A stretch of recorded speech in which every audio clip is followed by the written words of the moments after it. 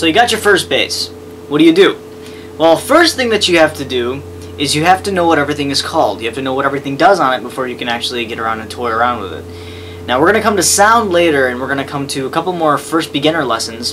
But first I'm going to walk you through what everything is on your instrument. Now when you get your first bass, it's going to look something like this. This is a Squier P bass, and usually this is always, or one of the most popular first basses that have been around. So you'll notice that it's got 4 strings, and I'll bring it closer and I'll show you. It's got 4 strings, and 4 strings is usually the general direction you're going to head when it's your first instrument.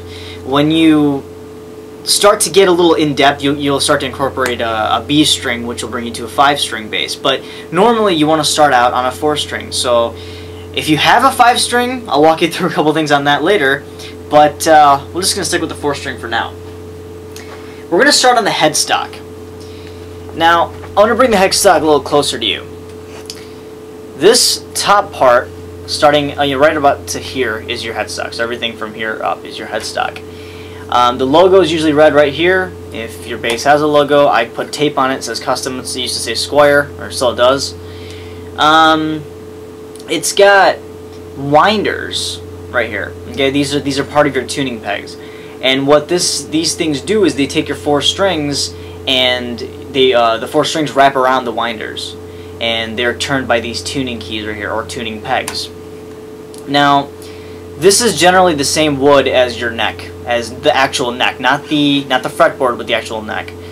And basically, the only important thing here is going to be these tuning keys and these winders. Now, Fender basses, Fender P basses, Fender basses have this screwed-in circle. I never knew what that was, and I did a little research. And normally, the thing I just found is that it keeps these 2 strings pushed down for pitch reasons. That's what I've read. I'm not sure if that's true, but that's there for a reason. Don't take it out. If it cramps your style, get a different bass. And going down the instrument, you'll see that it's got a fretboard made out of rosewood or ebony or maple. Your first bass will probably be made out of either rosewood or maple.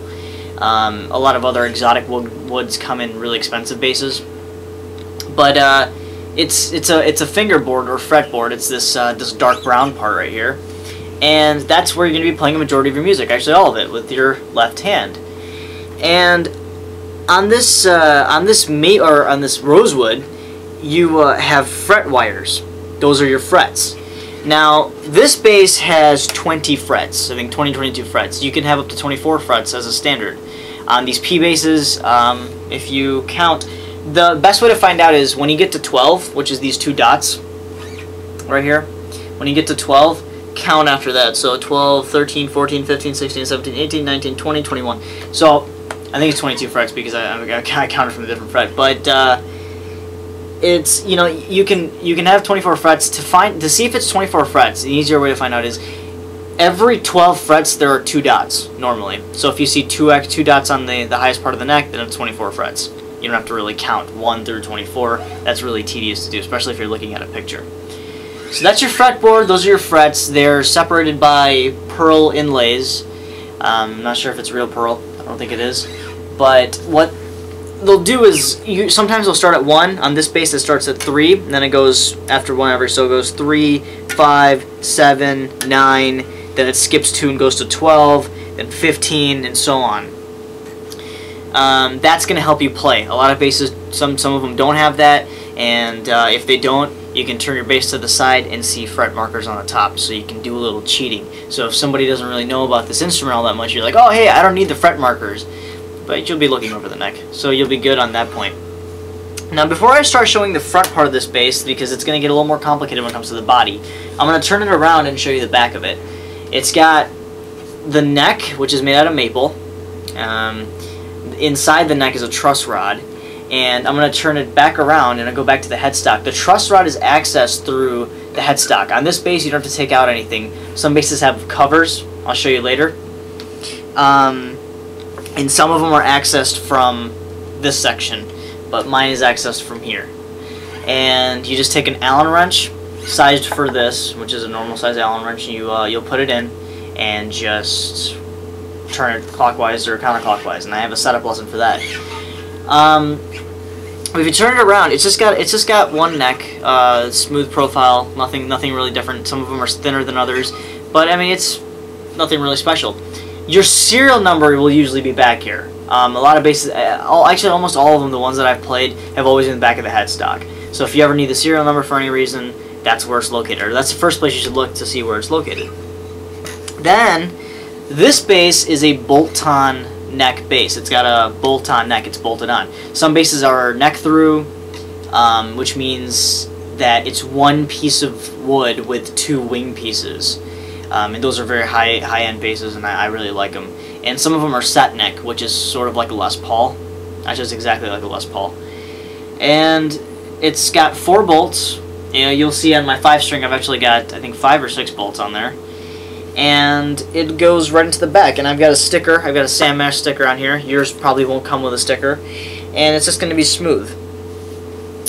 So I'm going to move it to this section. This white piece is called a pick guard. It's not entirely made to guard your instrument from a pick, but it's called a pick guard. If you take this part out, your wiring is going to be underneath it for the pickups. The pickups are the heart of your instrument. I've got custom DiMarzios in mine, DiMarzio split Ps, but yours will come with the standard Squier or standard whatever base you have pickups. It's accessed through the bottom side of the pick guard, and you'll be able to get a professional first to switch out your pickups if you ever want to, or if you have to repair your instrument. Normally that's what the problem is. That's what the case is when it comes to beginners. You'll be able to access it through there. You've got a volume and tone knob. Normally you'll have just a volume and tone knob. A lot of times beginner bases have a PJ setup where they'll have a P-style pickup like this, and they'll have one bar pickup, which is a jazz pickup. They call it a jazz pickup. And you'll have 2 volume knobs and possibly a tone knob. And what will happen is the volume knob just controls the volume, the tone controls the tone. And tone is more of an attack that you get on the strings, and you'll be able to hear the difference as you move or as you progress in your bass journey. So what you've got here is just 2 simple knobs controlling the volume, controlling the tone. Again, we're gonna get to sound in a little bit. 1/4-inch jack, that's where you plug in your amp or pedal board, whichever one goes first, into your instrument. And sometimes they're located on this edge, but this one's located right here. You've got your bridge. This is the bridge right here. This is the silver part. And on there you have saddles. Now, if you'll see the setup lesson, I'm going to put it right there. That's my setup lesson. If you check that lesson out, what's going to be on there is a analysis on how I've figured out that you can take a wrench, an Allen wrench, smaller one, to move the saddles up and down to move the strings closer and farther away from the neck. Again, you're probably going to want to get either intermediate or get a professional to help you with that if you have such a problem. And it's all located in the neck area. The neck holds the strings in. Your strings go through the neck and they wind at the headstock. So that's basically what's going to be going on. Last thing that you're going to need to know that you're probably going to figure out yourself is the strap locks. These aren't strap locks, but these are strap buttons. You don't have strap locks just yet, I hope. Strap buttons, you'll take a strap, put it in here, and that's going to be able to make it so that you can hold it up. Now, a lot of times this strap lock is located in the back, and that's a pain in the ass. Not Ibanez, but V guitars have those, and a lot of, I think, SG, the Gibson SG has that, and I've never had a good experience with that kind of placement right there, unless you actually have a strap lock, which is basically something, this is a system, you can get another kind of strap lock, but, see, my strap has a button in it. I'll put it in the light. The strap's got a button in it. And what this does is, if you screw in these special strap buttons, this just plugs in, and so you can securely move about without this thing falling out. And that is probably one of the biggest causes of damaged instruments, is your strap letting down on you and your instrument popping onto the ground. So basically that is all you need to know. Oh, finally, I forgot to mention one thing. This white piece here, it's made out of plastic on this instrument. Actually, I think it's made out of rubber. And what it does is it's a nut. It's called a nut. I know it's a funny name for it. What it does is it basically holds your string, or secures your strings in place for how they're going to slide into your headstock. And when you get thicker strings, a lot of times you'd have to file this nut. Now when you file it, of course you're moving parts of the nut out, and when you get smaller strings it can affect the rattle, so you'd have to get a new nut. And like I said, this is really funny calling it a nut, but that's what it's called. You probably have to get a new one. So if you're ever going to think about investing in thicker strings and you have to file the nut down, make sure that that's what kind of gauge you're going to get, because after that you're not going to be able to up the gauge anymore. So that is a 4-string bass. This is probably the most basic you'll ever get in a 4-string bass. This is going to be your first instrument. And now I'm going to move to tell you what to do with an active system. Before jumping into the active electronics on a bass guitar, I'm going to walk you through just one thing that you need to know about 5-string basses. Now, when you start off with a bass, like I just said earlier, you're going to usually start out with a 4-string, like I showed you. But when you start to get the hang of it, you will want to move to a 5-string. You might have questions on what the biggest difference between a 4 and 5-string is. Well, there really only is one difference, and I'll explain that to you right now. On a 4-string bass, you have E, A, D, G. On a 5-string bass, you have B, E, A, D, G. You are given one extra thicker string right above the E. So, in terms of speaking, when you're learning, it's below the E, because the way that instruments or stringed instruments are talked of is the lower the note, it's on the bottom. It's kind of confusing. You have to think about it backwards, because top is the highest one, which is kind of to you is the bottom, and then vice versa. I don't know why it's just kind of how music theory works, I guess, in instruments. But that is the biggest difference on a 5-string.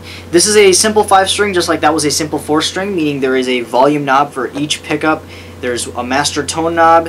It's got nothing else. It's got a bridge, a neck, everything that I showed you earlier. It's just got this extra B string, and so you're given an extra range. It's not any more difficult to play a 5-string. It's just rather confusing when you're starting out, because they'll say move to first position, and usually the first position is the highest on a 4-string, is the thickest string at the first fret whenever you're learning from a book or anything like that. But you'll be moving to the B string, and it just won't sound right from what they're trying to do. So again, start out on a 4-string, but when you have questions or when you have time to get to a 5-string, that is what you'll be getting, is that extra B string. If you want to find out a little bit more about 5-strings, or if you want to get my full idea of what a 5-string is or why I chose one myself or anything like that, click on the TV. It'll take you right to a video. I'll explain to you what a 5-string means to me, why I use one, what the advantages and disadvantages are compared to a 4-string. Really aren't any disadvantages, it's just kind of a preference. But the main difference, again, is just the thickest string on here. Other than that, everything else is the same. Now we're going to get to active electronics. You'll have your 4- and 5-string basses, and you'll have your volume and tone knobs, right? Well, when you flip an instrument around, what if you see that there's a battery? And when you flip it up forward, what if you see there's more than 2 knobs? There's 4 of them, and one of them has a knob on top of the other. What do all these knobs do? Well, I'll show you on this particular instrument. It's actually different for everything, but on this particular instrument, the pickups are passive, meaning that there is no external battery to power the pickups. So what is this battery for? Well, it's got an external, it's got a onboard, actually, not an external, but an onboard active EQ, meaning bass, treble, and mids, which are found on your amp, are actually found onboard on the bass. So you can shape your tone, which is basically your general sound, on the actual instrument, so you can balance in between. This is a little bit more advanced, and it does take a battery. The battery doesn't run out that quickly. It actually lasts a very, very, very long time.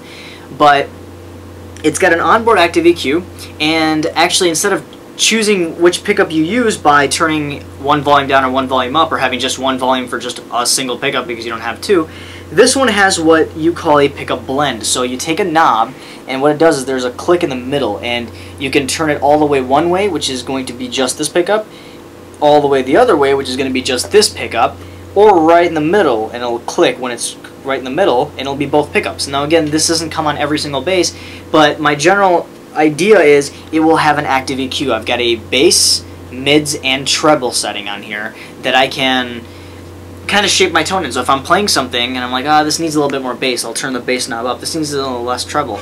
And the way that you determine that is on your amp, you have your basic settings, which I have in my amp EQ video, which I will link you to on the TV. Click on that to get to there. But when you have that setting on every other bass that you use, you'll be able to shape this instrument, or the particular one with your active EQ on there, the way that you want it to sound. It'll be unique to your tastes, and it'll be unique to your tunings. Again, I also have a video that explains tunings. Actually, I have hundreds of videos, not hundreds, but I've had many videos that explain tunings.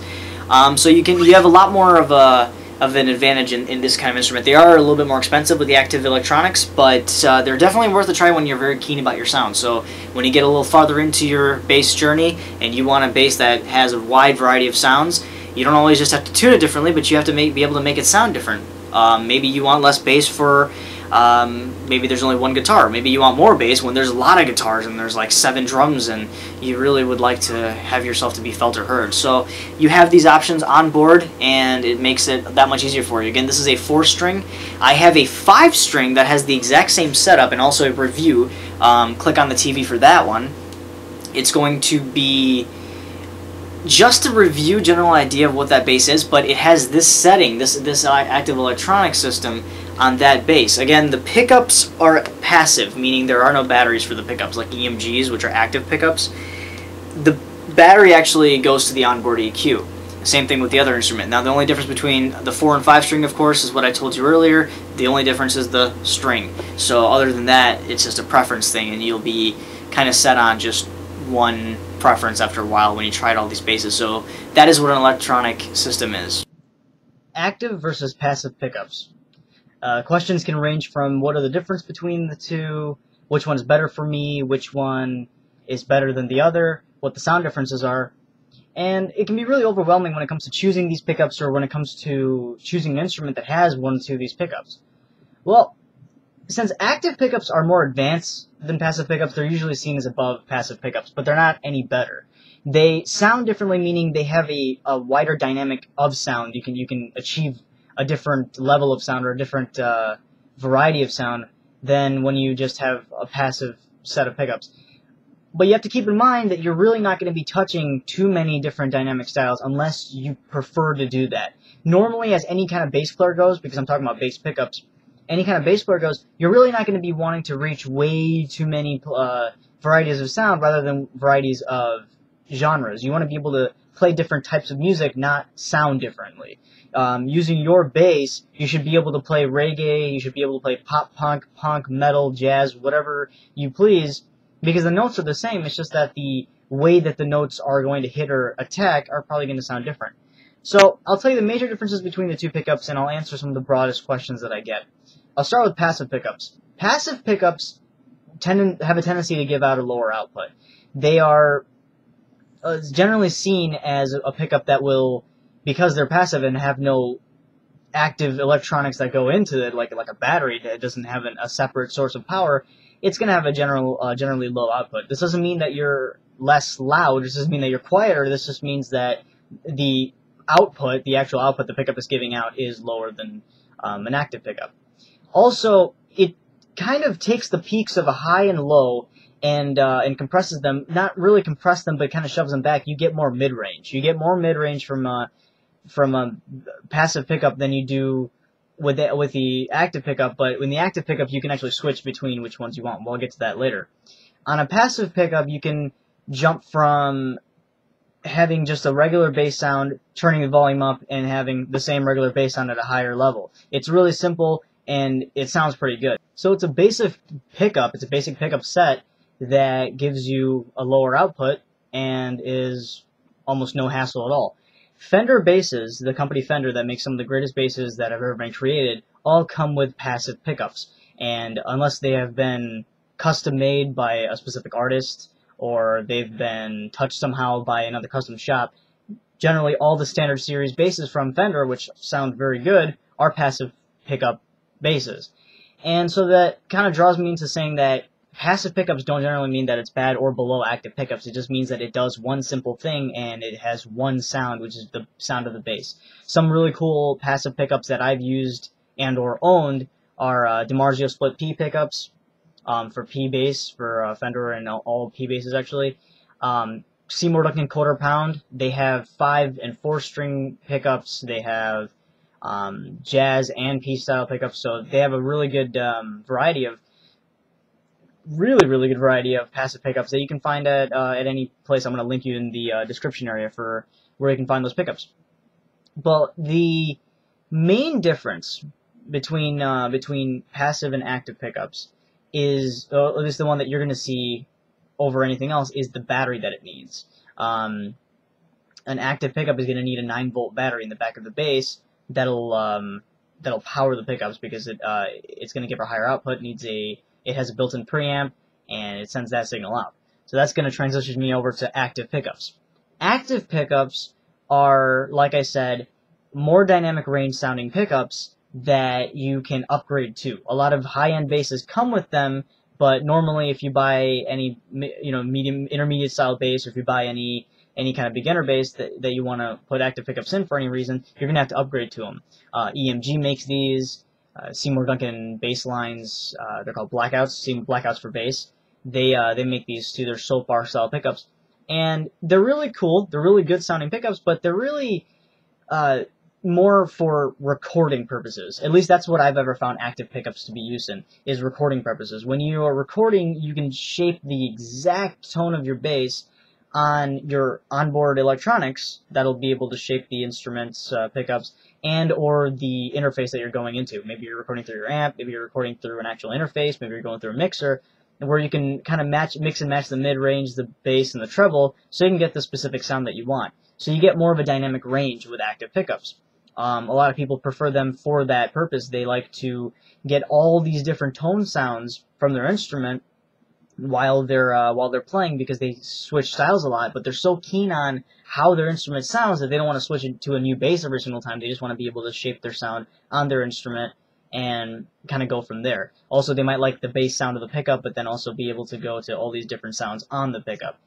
And so you have these options that come with active pickups that you can switch in and out of, and you don't really have to go to find a new bass, or you don't have to actually buy more basses. You can just kind of shape the sound on your own bass to switch the sounds for. This isn't really necessary when you're just a bass player. This is necessary when you're really keen on sound, which you're never going to be unless you play so many styles of music, or you play so many different styles of genres that you have to do for at least for a job, or maybe you switch projects, or you do different band stuff, that you're probably going to need to tone in and out and shape onto these different sounds where you need more headroom, you need more output, you need all these different kind of things that not every bass player needs, but specialty bass players need. So active pickups are more use to these kinds of people, at least in my experience of playing bass. Again, like I said, if you record, a lot of people prefer active pickups for recording. You can record perfectly with a passive pickup bass. It's just that active pickups give you this extra option, being able to kind of getting this larger headroom for bass, middle, and treble, and be able to push each one of them individually. This is completely different from having an active system. If you have an active onboard EQ, like I mentioned earlier in this video, what that onboard system does is it gives you the choice of shaping your tone, bass, middle, and treble, while you have passive pickups. And so if you just have an onboard circuit, actually most likely whenever you see a battery in the back of the bass, it's actually an active EQ rather than an active pickup set. That's usually added extra. So you are able to get all these different tone shapes as a passive pickup if you have an onboard electronic active EQ. But with active pickups, you get more of a dynamic range, which means you can record, you can do all these different things that really shape your tone. Again, this is just a preference thing. Actives are not better than passives, and they generally work for the same amount of time, and they work perfectly well. It's just you have to switch the batteries, but you don't have to switch the batteries all that often. I personally prefer passive pickups on all my basses, and if you prefer either one of them, you can check out YouTube. All over YouTube, you can see sound samples for actives and passives to see which one's right for you, but basically there's no real difference on what sounds better. There's only which one is better for you as a bass player.